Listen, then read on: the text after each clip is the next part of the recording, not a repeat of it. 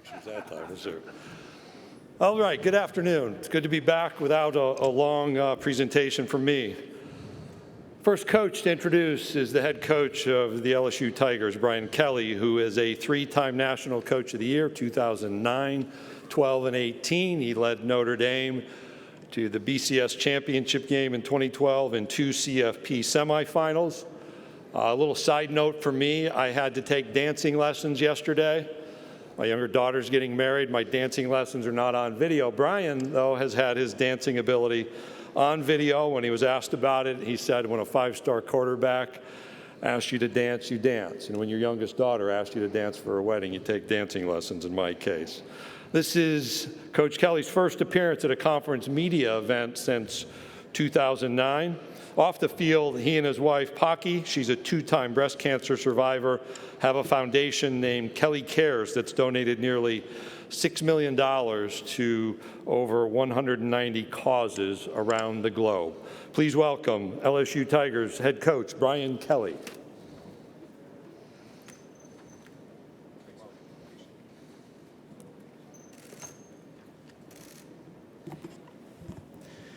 Good afternoon. Certainly a pleasure for me to be here at my first, as Greg mentioned, my first media day since 2009. I think for me, it kind of signifies college football is back. We can now point our attention towards that. And for me, all of my attention is focused on our LSU football team. It's been quite an interesting 6-7 months as I embarked on this journey, which has been exciting for me. It started with, the right time at the right place. The timing was right for me. The place was perfect.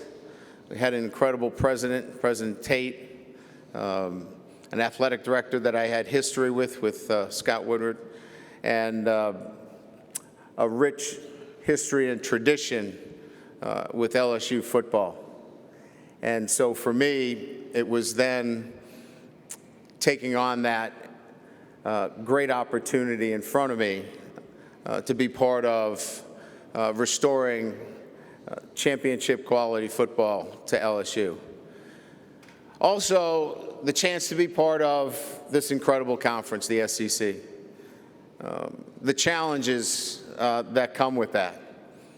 Playing the great schools. I've never been in many of the venues. I'll get an opportunity to play at Auburn this year. I'll get a chance to play at Kyle Field, in the Swamp. Those will be exciting opportunities, something that I've never experienced in my career of 32 years. So the challenges of being in the greatest conference in college football, as well as being at LSU, is I've been asked many times why, and I can tell you that certainly that shared vision of our administration, the great opportunity to restore championship level football to LSU, and then the SEC itself, and being part of this great conference. For me, it's been, as I mentioned, an opportunity to put a roster together in a very short period of time creatively. We've had to use the transfer portal. We've recruited. We've spent a lot of time in player development, and we will then give everybody an opportunity to say, what do we look like here on a Sunday night against Florida State? And we're excited about that opportunity. So with that, I'll open it up to questions. Thank you, Coach Kelly. If you have a question, please raise your hand. Jack, Jake, and Preston will get a microphone to you. And again, please give your name and affiliation. We're going to start right here in front of us, Coach, about 5 rows back. Go ahead. Hey, Coach. Colin Wilson with the Action Network. So when you took over... Oh, there you are. Thank you. When you took over Notre Dame in 2010, you had a new quarterback with Jimmy Clausen, new offensive line, and Notre Dame had some struggles out of the gate in September. Is there anything we can learn from that experience for LSU to be undefeated with Mississippi State, Florida State right out of the gate? Well, now that you put it that way, I hope not. Certainly we have 4 quarterbacks. The spring really was for us to lay down our offense. We weren't really going to gear it towards any particular skill set. So I think I feel much better about the depth in the quarterback situation. Dane was really the only quarterback that had any experience. We were young and inexperienced at that position. I think the depth at the quarterback position is much different. Jaden and certainly Miles bring us obviously starting experience. Garrett obviously for me is an exciting quarterback. Walker's a true freshman, but there's great depth there. The offensive line is clearly an area that we need to keep our eye on, but I think we've added some really good transfers, and we think we've got some young men that have developed. So I would say that right now I stand in front of you that those similar situations, I like the depth and the opportunity to be much better than 2010. Coach, we're going to go down in front of us here on the front row. Ron? Yeah, Ron Higgins, Tiger Details. It's been kind of documented, maybe LSU or the collective of NIL of LSU doesn't have as much funds as other schools. How do you overcome that? And have you run into a situation yet where maybe you were outbid for a player? And how do you overcome that? First of all, I don't know that we don't have as many funds. Nobody has given me, any kind of documentation that we're behind. I feel very comfortable, quite honestly, as I stand here, talking to you, that, what we're doing relative to NIL is as competitive as anybody else. I don't feel like we're being outbid by anybody. I don't think that's the place of NIL anyway. So if we were being outbid, then we're going to be outbid if we have $50 million in our collective. So I don't feel hamstrung by that. I want to continue to educate with NIL. I want to be able to use the resources wisely to help promote name, image, and likeness, and have that available for our student athletes when the time comes. Coach, we're going to stay here in front of me, 3 rows back. Drew? Drew DeArmond, WZZN Radio, Huntsville, Alabama coach. So much of coaching is teaching and then earning the trust of your players. How has it been with Miles Brennan, Keyshawn Butte, John Emery, those guys that maybe that are going to be the key parts of your offense? How have you earned their trust so far? Well, I think trust is a two-way street, they're earning my trust too. I think, it works both ways. First of all, trust is about saying something and backing it up. And then, I think continuing that relationship. We're working on that relationship every day through deeds, through things that we put in front of them and say that we're going to do for them, and backing it up, and then asking them to do some things for us and seeing that they back it up. I think in all 3 of those cases, we're building trust. As you know, Keyshawn was just awarded number 7, which we consider, a program number that highlights the very best player, in particular from the state of Louisiana. And that has to happen when trust has been formed. Miles has been one of our best leaders in our program. John Emery's done an incredible job of bringing himself back into our program. So I think you brought up 3 guys that have earned a lot of trust, and we're trusting them. Coach, we're going to stay right in front of him in the second row. Tom? Hey, Coach Tom Murphy, Arkansas Democrat Gazette. I wanted to ask you about your secondary, what you feel about the talent level there, and the 2 transfers from Arkansas, Fouché and Brooks, how you feel like they might fit in. Well, let me address Fouché and Brooks. They have been outstanding additions to our program. I know many don't like to see that happen within the league, and I'm not crazy about it either. But these are 2 Louisiana kids that wanted to play at LSU, and they have been great additions. Character, I would say that, when we were looking into the transfer portal, we wanted young men that had SEC experience and had ties to the state of Louisiana, and Brooks and Fouché fit that to the T. And I think the secondary has a number of players that I think went out and recruited either through the portal or that were in the program that give us great depth, but they're going to have to go out and prove it. And I think that's an area that is going to have to come together for us, but we think we have depth and we think we have some talent there. Coach, we're going to stay on my side, 3 rows back. Kirk? Kurt Bowles from the Austin American-Statesman. Coach, I wonder why you feel like you're a great fit for LSU since you haven't been in the South that much. And corollary question is that what do you think of Texas and Oklahoma joining an already great conference? Well, I think fit is about, the ability to run a program, at the highest level. I've done it for 32 years. I've had success at Notre Dame, Cincinnati, Central Michigan, wherever I've been. So, running a program and then, developing players, player development. I think those are the most important thing. And I don't think that needs to be, geographical in a sense. I've gotten to love where I'm at in Baton Rouge. I love the people. They love football. They love family. And they love food. And that fits me really well. So I guess I should have been in the South all along. I love the fact that Oklahoma and Texas, 2 great programs, are coming into the SEC. And, that speaks to Coach Sankey and understanding, the lay of the land and being proactive and having 2 great institutions coming into the SEC. We'll be excited about when they officially join to have them on the schedule as well. Coach, we're going to go over to your side, second row, Glenn. Hey, Glenn Gilbo at Outkick.com. Having been at Notre Dame for quite a while, would you be surprised if they joined a conference, or do you think they'll stay independent, and just what do you think of their philosophies toward that? It's probably not been high on my list of things to think about.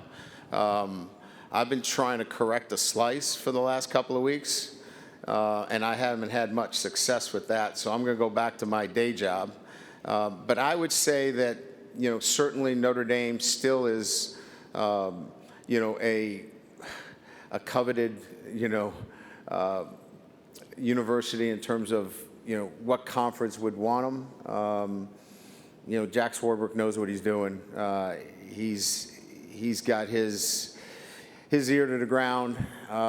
They're going to land into a good position no matter what they do, whether they stay independent or whether they go into the, one of the other conferences.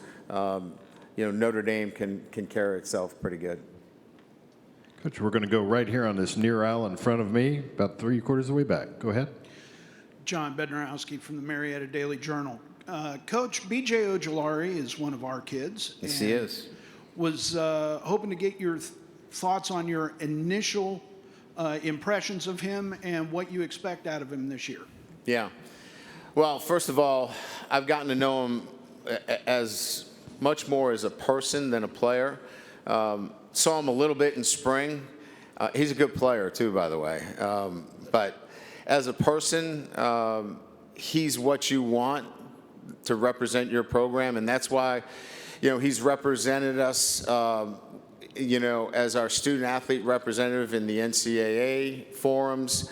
He represented us in our student, interactions on campus. He represents us here today because his traits are outstanding. His character, how he handles himself in the classroom. He's a leader, and I couldn't say more about the integrity and character that he has, and I couldn't look. We're going to talk about his ability to rush the passer and his prominence there, but I could talk more about the person than the player today, because that's who I've been associating myself with more on a day-to-day basis. Coach, we're going to go all the way back on the left-hand side. There you go. Yes, sir. Edgar Thompson of the Orlando Sentinel. Notre Dame played Florida State 3 of the last 4 seasons, I believe. Where have you seen growth in that program from the team from 18 you faced and then the last 2 under Mike Norvell? Yeah, I think probably more than anything else, the fight in that team. I thought they fought for 4 quarters against Notre Dame last year.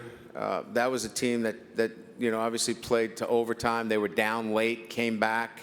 That has a lot to do with buy-in. You could see them playing harder and harder. Maybe that wasn't as visible earlier on. So this is a team now that has Mike's stamp on it. It's going to play hard for 4 quarters. You can see the development of younger players coming along, especially on the offensive line. Defensively, there's a structure there that is sound and fundamental. So I really just think you're just seeing the signs of a football program inside out, making the incremental progress that everybody wants to see more wins. But as a football coach, my eyes see a program that's been getting better and better. Coach, we'll go back over to our right, about 3/4 of the way back. Hey, Brian. Matt Baker with the Tampa Bay Times. I wanted to follow up on that. What are your thoughts on facing Florida State in the opener? How much of your notes from at Notre Dame kind of carry over, given that you're in a new position? Yeah, a lot of them carry over. I mean, obviously we evaluate. They lost some really good players. Defensively, obviously, one of the better defensive players in the country. But certainly, we're relying on a lot of that film. And certainly player evaluations, I know a lot about, what they want to do offensively, though they lost their offensive coordinator. There's a lot of familiar, notes that we can go back to. But, we've got a new team. We've got new players. It's an opener. You kind of, you throw a lot of that stuff out because everybody's going to be playing at their highest level in their opener. Hey, Coach, we're going to go on the near left aisle, straight down the middle. Here we go. Hey, Coach. Chris Marler, Saturday Down South. Most important question of the day. In your best Southern accent, what's the favorite or best food you've had since you moved to Louisiana? Well, understand now, I have a Boston, Midwestern, Louisiana accent now. So, it's 3 dialects into one. So it's no longer family. I got like all kinds of stuff to throw at you. So just be ready. The best, it's probably the crawfish etouffee is. I mean, I don't know how you top that. Now, I would say also the grilled oysters. If you haven't had grilled oysters, try that. That'll get your cholesterol level up really high quickly. That's pretty good too. All right, Coach, we'll go over here to our right, alongside the wall, just right here in the front row. Hey, Coach. Mitchell Summers with Fox Carolina. The SEC has really turned into the club that everyone's trying to get into, it seems. So from your perspective, as someone that's on the inside, seeing all these other teams that are trying to get on the inside, can you describe what that's like? Musical chairs. And then the music's going to stop here, and you're not going to have a place at the table.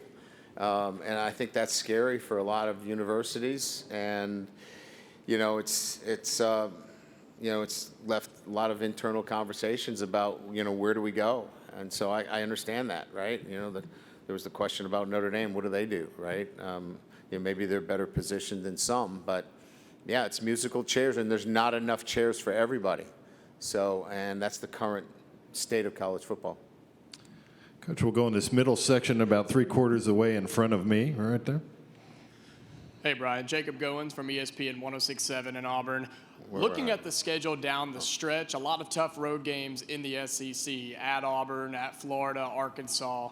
How does that, what's your mindset going into those road games in the SEC this season and in future seasons coming from Notre Dame now to the SEC?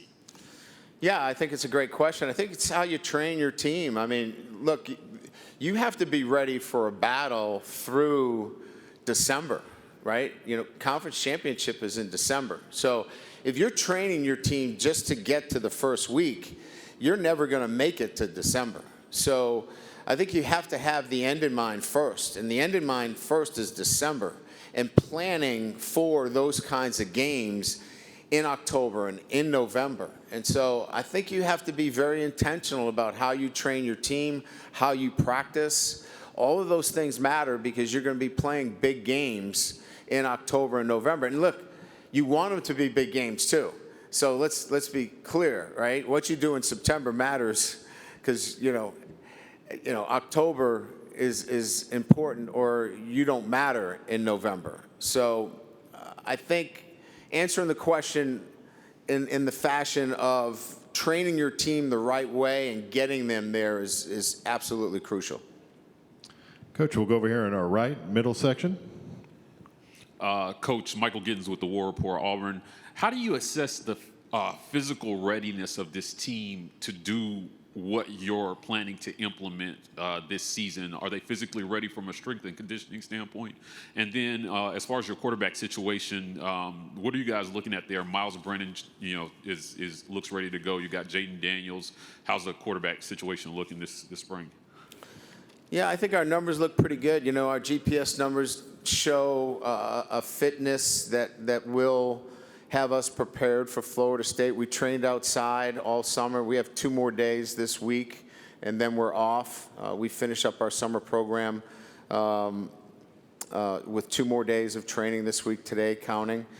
So, yeah, we're healthy. I think our kids would tell you they feel as good as they've ever felt. Our numbers look really good across the board. And then as it relates to the quarterbacks, it's kind of similar to what I said to you, but to a number that have asked about the quarterback situation, is that we're really going to have to set the offensive structure in its installation to the skill set of the particular players. Because number one, they got to take care of the football. Number two, they got to get the ball to playmakers. I've got playmakers on offense that are already in place. So they've got to get the ball to the playmakers. And number three, you know, they've got to make plays, you know, that quarterback. So the ultimate decision-making on who that quarterback is, well, he'll have to hit those 3 notes. And I think all of those guys can do that. We'll have to put them in that position so we can evaluate that. Okay, Coach, we're going to go back over here on the left-hand side alongside the wall. How you doing, Coach? Scotty from All Script. I spoke with former alum Ryan Clark, and he's very adamant about the talent on the state of Louisiana. With your national recruiting, how do you balance locking down the state of Louisiana with the great players and balancing with other states that you've recruited out of Notre Dame? Yeah, I mean, I think first and foremost, you know, making sure that you evaluate the entire state of Louisiana. And I think that means, you know, make sure you extend yourself. It's not just New Orleans and the greater Baton Rouge area. You got to get up north. You know, you got to get all the way up through Shreveport. You got to get up to Monroe. You got to get up all into the state of Louisiana. Now, that doesn't mean you just take a kid from Louisiana because he's from Louisiana. If he's not rated as high, then can you go out of state? Sure. But you better know the players in the state of Louisiana. And that means the entire state. And I think that's maybe where, you know, if I've gotten any feedback, you know, that maybe we needed to extend our recruiting efforts a little bit further north. And I think we've done that. Coach, we're going to go right in front of me, about 3/4 of the way back, right here in the teal shirt. Brian over here, josephgoodmanale.com. How much did the lopsided losses to Alabama play into the fact that you wanted to leave Notre Dame for LSU? That wasn't part of my decision making. Those were really good teams. They both won the national championship. I thought we played Alabama better than anybody in that last playoff. Their talent, you know, was unbelievable on the offensive side of the ball that year. So that wasn't like, well, I'm taking the LSU job. Alabama was so much better than us. That was not part of the process. for me. It was timing. It was this place at LSU and the administration and the opportunity to bring this program back. It really had nothing to do with the Alabama game. Coach, we'll take one final question here to our left, second row. Bob? Right there. Hey, Brian, Bob Holt, Arkansas Democrat Gazette. I think I read this right, that Brad Davis is the only assistant you retained. That's correct. I wonder why you did that and what went into that thought process, and just what kind of coach you think Brad is and what he'll do with the O-line.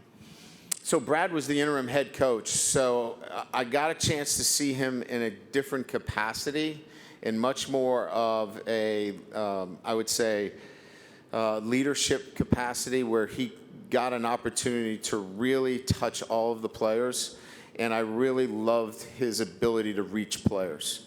And I felt like if he could reach all of those players, how well would he do with 15 to 18 players?